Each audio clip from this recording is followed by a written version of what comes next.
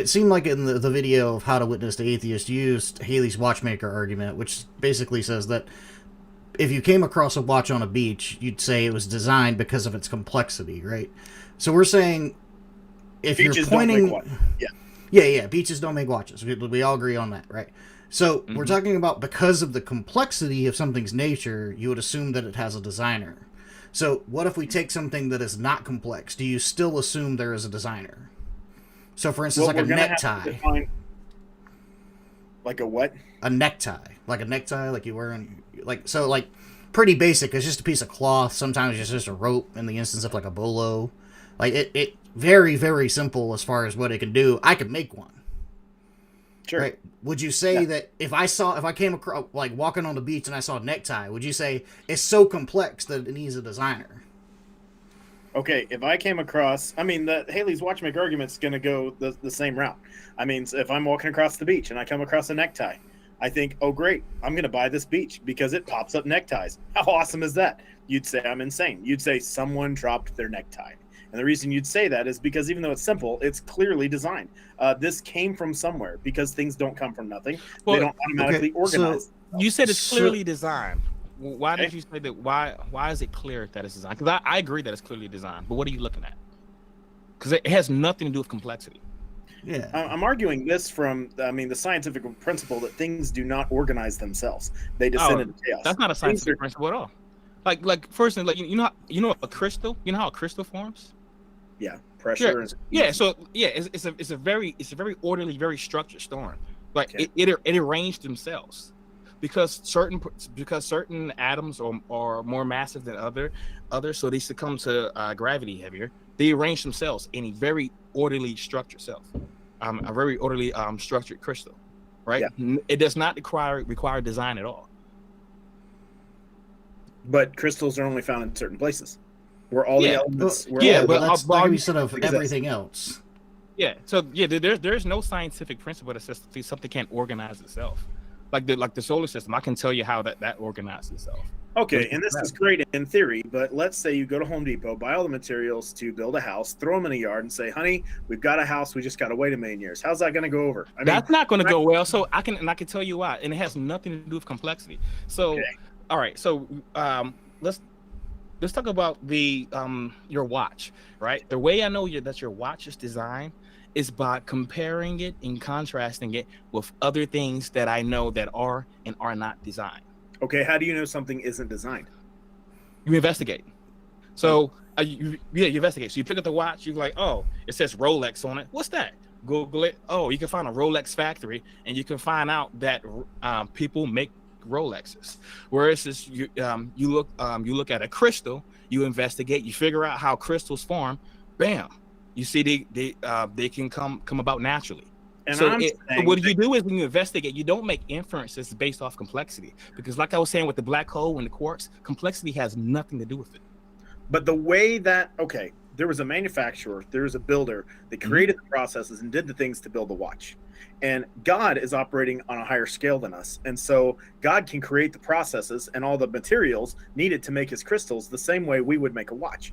And so just because he's operating at a higher level and we can watch it and we can understand it, doesn't mean that there's not somebody who organized it and put this into place. So, yeah, it doesn't mean that there is either. So you don't make an assumption that somebody organized it. What you do is you investigate. And if you find evidence that it was designed, then you conclude it was designed.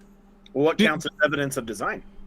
So for instance, like with the watch, if I found a factory where all of those watches were being made, that would count as evidence that it was designed. But with a crystal, if I looked at a crystal and watched it, if I can't find the watch factory, I don't have evidence that my watch was designed. Well, I mean, you don't have the evidence of a watch factory. So the factory would count as evidence. That's not the only evidence. There's other things you could do as well. You could find blueprints and history of watches. You could talk to people who make watches. Yeah. There are websites called DIY Watch where you can build your own. What you would never do is look at the complexity, because I can show you things that are far more complex that did not require design, like a star. If you just leave hydrogen, which is really simple, if you just leave it to its own devices, you're going to have a star. It's just what's going to happen if you have enough of it. It's just the gravity's going to pull it in. Boom, you're going to have a star. Stellar nuclear synthesis is going to start. That's it. Complexity has nothing to do with it.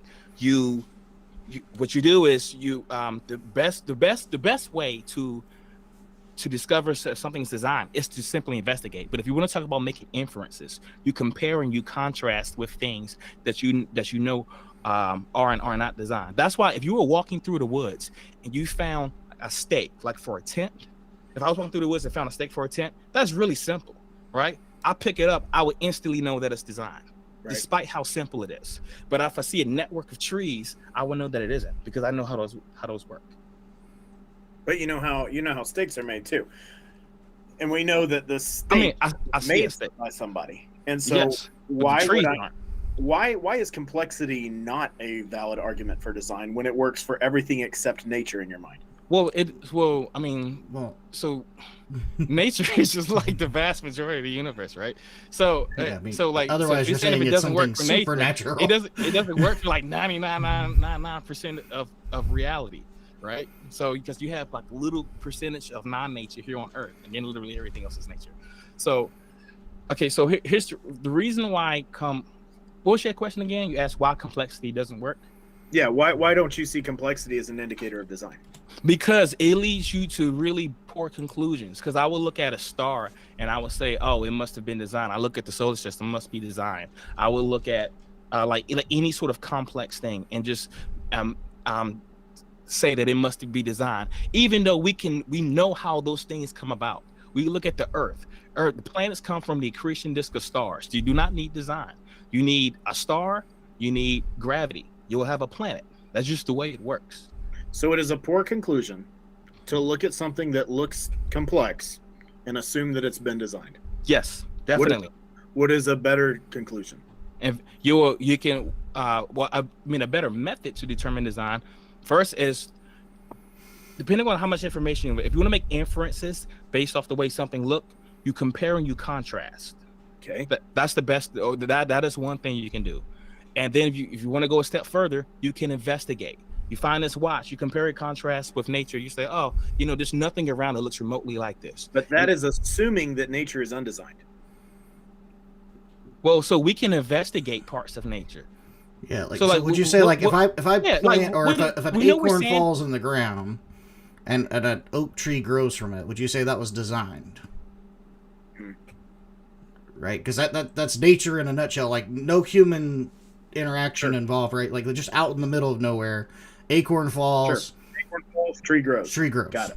Right? So, okay. That's an example of nature. And you could go and investigate by, planting an acorn and watching a tree grow.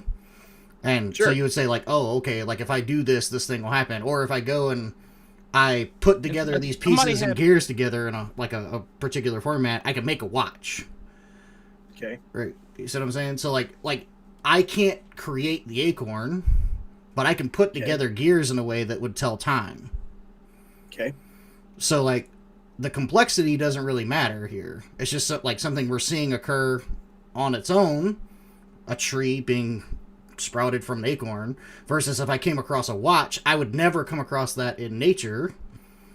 I would then assume, based off of other things that I've seen that I know are designed, like cars, if I've never seen a watch before, but I say, it's got a bunch of gears and glass and it's handcrafted and there's metal and so, all these things I know of, but I don't know what a watch is, I would still be able to infer, based off of other things that I've seen, that someone put it together in this fashion. Whereas a tree, I would never go up and be like, oh, somebody clearly designed this, because I see trees all the time, and in fact, if I go out and plant an acorn, I could grow a tree, and I wouldn't have to really put much effort into it to know that that's going to happen. Okay. So I think the whole point being here is not to try to just dismiss a designer, if you will. It's just to kind of critique the watchmaker argument itself, saying that if you're using complexity as your primary way to determine whether something's designed, but then you go on to say that everything's designed, then why use a watch? Why not just use the sand on the beach? It's also designed according to you, right? Totally, yeah. Human body, pick whatever you want. It doesn't really matter how complex something is. That makes more sense than saying I found something and I can't replicate it, I can't make it, but I can see it happen, and so I'm going to conclude that though this thing is, which I would argue is more complex, the fact that we can't repeat it and the reason we can't do it makes it probably more complex. No, that doesn't. No. Whether or not we can make something has nothing to do with its complexity. Like I said, we can't make a black hole, which is really simple, but we can make tons of things that are far more complicated than black holes. Like me and Facade, we both work in a computer science field. We make complicated things all the time that are far more complicated than black holes, than quarks, than hydrogen, all that kind of stuff. We can't make those things. So but I think your argument for what makes it complicated is interesting here, and it has to do with human capability. And I think that these, what you would call simple things, are actually, I think it indicates a higher complexity because humans can't recreate them. Okay, so I think there has to be a being more powerful, more understanding, with more gravity and hydrogen to work with than I can work with. That being sounds complex, doesn't he? Very. Wouldn't he require a designer? Oh, I love this. Yes, actually, this is one of my favorite things to look at. If everything comes from somewhere, where does this God come from? No. That's not where I'm asking. That's not what I'm asking. Okay. Because you're still trying to draw this connection between complexity in design. If God is complex, then the logical inference by your own token would be to conclude that God is also design. Also, I don't want to stop there, because we look at things, for instance, buildings, right? There's not just one designer. It creates, it requires tons of people to make those. So I don't even know why you would look at the universe and conclude that it was just one God that make it. Why not several gods? It seems like, I mean, go ahead. I just don't understand this argument. Well, you've got to realize that I'm going to go with the biblical God as revealed in the Bible, which has a list of attributes that is going to far surpass needing any more gods to help him do things. Sure. What about this? When you look at a building, instead of saying that it was made by, a bunch of different architects and construction workers, why not just conclude it was made by just one, Superman? I don't know. Mainly because but yeah, sure. Well, that is how you could take your rationale and apply it to that, and it leads to absurdities. Well, I haven't met a superhuman that exists that can do that, or that claims they can do that and then does. Have you met? So God? I mean, I haven't met a God that can do it. Well, I haven't met a God that can do it either. Yeah, so that's just a black swan fallacy. Yeah, that's just a black swan fallacy. Well, just because you haven't met someone that can do it doesn't mean it can't. I agree. Just because I haven't met someone doesn't mean that they can't do it. But because I haven't met or experienced that person is part of the reason why I'm going to say, yeah, probably not that guy. There's a more. I've got a different idea here to go with. But the God of the Bible is revealed as all powerful, omniscient, everywhere, and he has a specific quality that exempts him from a designed thing needing a designer, and that is that this God can create from nothing, and there's nothing else that has ever been able to create anything from nothing.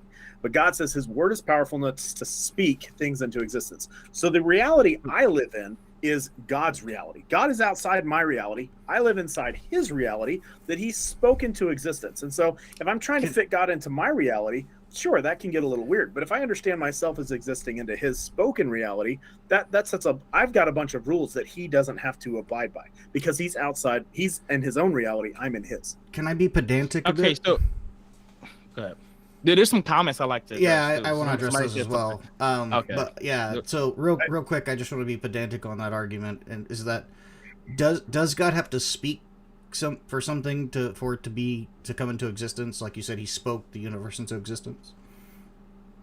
He doesn't have to, no. No. Okay. So, like, did God create all the fabric of the universe, like including like particles and quarks and gluons and all that stuff? Like, so everything that like exists like in this universe, and if there are multiverses, God created.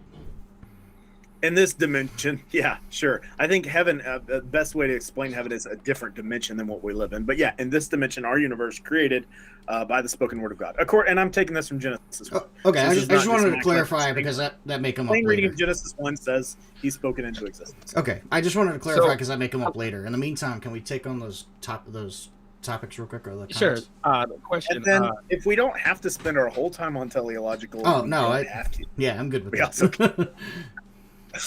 I like to point out, Tracy, thanks for commenting. So you talk about the second law of thermodynamics, right? So this is a common error. So the second law of thermodynamics, it applies to closed systems. The Earth is not a closed system. So it gets tons of usable energy every second from the sun.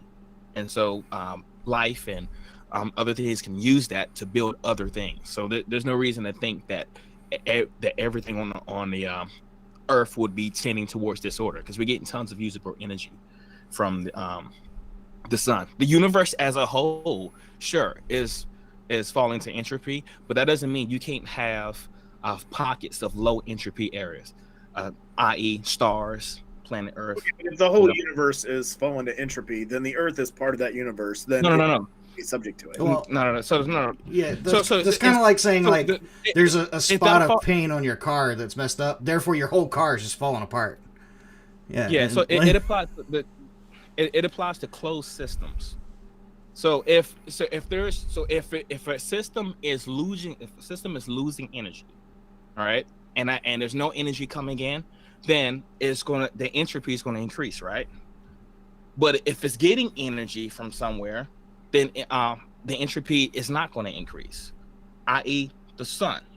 A scientist who denies climate change. This is going to be a really good discussion. This isn't. Well, I'm not denying climate change. This had nothing to do with climate change. I'm just talking. I thought we were getting better. No. I'm just. This is just the second law of thermodynamics. It doesn't apply to Earth.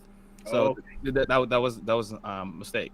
Second law of thermodynamics doesn't apply to Earth. Got it. No, because the Earth is not a closed system. Look up what type of system the second law of thermodynamics apply to. Closed systems, not open or isolated systems. Earth is definitely open. It gets plants gets tons of usable energy. Photosynthesis uses that to grow. We eat the plants. So there's no reason why the Earth would be tending towards disorder. That it's a bad argument. This is really good news, because my 2004 Suburban is at 275,000 miles, and as long as I keep putting usable energy into it, it's going to last me forever. Because I'm pretty sure the second law of thermodynamics is. It doesn't mean they didn't say it's going to last forever, right? The sun's going to burn out in 5 billion years, right? Once it stops getting energy, then entropy in Earth is going to increase. Also, there are an infinite number of more wear and tear things that you'd have to consider for a car that you specifically use than something like the Earth as a whole, which gains energy from sunlight or, I've always felt like the second law of thermodynamics explained the used car problem really well, though. No, not really. It does that. So to continue on with the comment section, he said we have things are simple; they don't need a creator. So therefore, things complex don't need a creator. So I think, but that's not true, because we can't create simple things without using materials already given to us. We can't create these simple things. Like we still don't have a star in your backyard and a black hole. I've never heard anyone. But I've never heard anyone use humans' ability to create something to determine whether or not it's complex or simple. Like complexity has to do with the layers that are in its function, right? So imagine if you have computer code, right, and you have 10 lines of code. That's one piece of software. Another piece of software has 20 lines of code. We're going to say the one with 20 lines is more complex because of the more intricate layers. It has nothing to do with our ability to create it. Okay, but hold on. I'm gathering that you are highly educated. Am I right? Well, I mean, sure. Probably compared to the average person, probably. Yeah. Okay. Great. So, but the thing is, because I can't do what you can do, or computer coding, because I can't computer code the way you can computer code. That doesn't make it complex. Huh? I said just because you couldn't do it wouldn't make it complex, and just because I can doesn't make it simple. But I don't think until I've been able to do it, I don't think I'm going to know whether it is complex or not. And I think to be able to can you make a watch? Huh? Can you make a watch? So how do you know it's complex or not? After studying tools, I could probably figure it out at some point if I took. Okay, but you haven't. You could figure out how to write code. I could figure it out. So until you do it, how do you know if it's complex or not? Right? You just said that. What I'm saying, it seems really easy to stand from a distance and have something that I can't do and say that's simple and that's not complex. And I feel like that's the argument we're using with the black hole. There's a black hole. I can say it's simple and not complex, even though I can't do it. But here's the things that I can do that these are more complex. The reason I'm saying it's simple is because of the properties. And there's only 3 properties. Other than looking at a black hole's charge, spin, and mass, all black holes are identical. But there's no difference between other. But I think the fact that we can't do this, we can't create those properties, we can't put them together to make our own black hole, means that it's more complex than you're giving it credit for. So I mean, okay. Can you give me a solid definition of complexity? Yeah, because it seems like we're going from like a watch, which is just a bunch of gears put together in a particular arrangement, to a naturally occurring black hole, which has 3 known properties. So, because here's a definition I found. So, the state of having many parts and being difficult to understand. A black hole is not that. Like I just told you what a black hole was. Like if you know its spin, its mass and charge, you know everything there is to know about that black hole. Yeah, versus like a watch, you could have particular movements, you could have particular gearings, you could have like a whole bunch of different information. That I mean, you could even have things like atomic clocks, which use like the movement of a cesium atom, right? So like there's a large difference in actual complexity here when considering me being able to explain a black hole, which is 3 parts, versus me being able to explain a watch, which could have a very large number to, I guess, if you went to like a sundial, which is just, you know, a movement around the sun and a shadow, which isn't nearly as precise as a watch, and I wouldn't call it a watch, but I guess if you wanted to go that simple. My issue is I think what we're using to define complexity here is how many parts or the intricacy of it, and I appreciate that, but I think there are more factors that go into that we're not calculating. Like what? Like the fact that we can't build our own black holes. I don't think they're all that simple. Do you have any I children? think you need a lot. So do you think we can build a watch? Okay, so I guess by that token, a watch would be simpler than a black hole. All day, we can make watches. Anybody can figure out watches. Okay, I can go on YouTube and learn how to make watches. Really? Okay. How about this? A quantum computer. You think that's simple too? Because we can make those. I'd say it's probably. You think a quantum computer is simple? No, I don't think it's simple. Okay, you think it's simpler than a black hole? Yeah, but it's simpler than a black hole. It has more pieces to it than a black hole.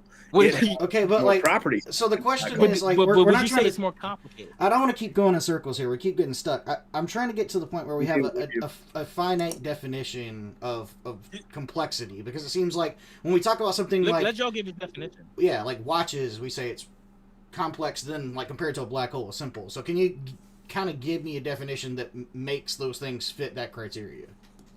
Shalom, M. Yeah, in the chat. All right. Definition of complexity. Let's just Google it. Yeah, that's what I did. The state or quality of being intricate or complicated. That's not a really good definition because it uses the word complicated in the. Yeah, but still. Cambridge Dictionary, you want Wikipedia, where you want to go, man. Yeah, well, no. That's however you want to define it. I'm not blaming you. I'm blaming Google. That's a fine definition. But like, so I can tell you, a quantum computer, it is very, very complicated. It takes advantage of the differential equations and quantum mechanics, which is super, super duper complicated. And a black hole has 3 properties, and there is nothing else to talk about. So, by your token, a quantum computer will be simpler than a black hole because we can make it. I think, and it's also goes in reverse because I think we're talking about 2 different scales. I mean, like, you have a cosmic being capable of making black holes and stars that we can't even begin to make ourselves. Well, we don't know that. We don't know that. We know how black holes form. We know how stars form. There's no reason to assert the cosmic beings make them. I can Show tell the you. black hole, man. I can tell you how it forms. I can't make one. And I think that should be part of our definition of complexity.